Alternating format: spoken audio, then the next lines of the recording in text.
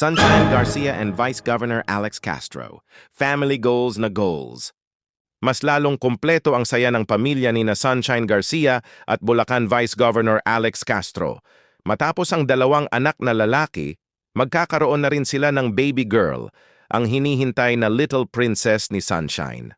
Mas pinahanga pa ang netizens sa paninindigan ni Vice Governor Alex bilang Mr.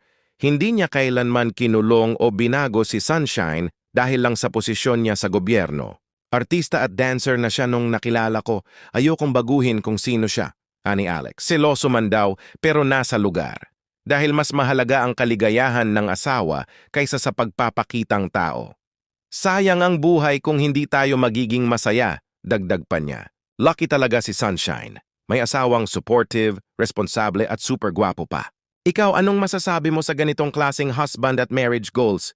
I-comment mo na at i-share kung agree ka.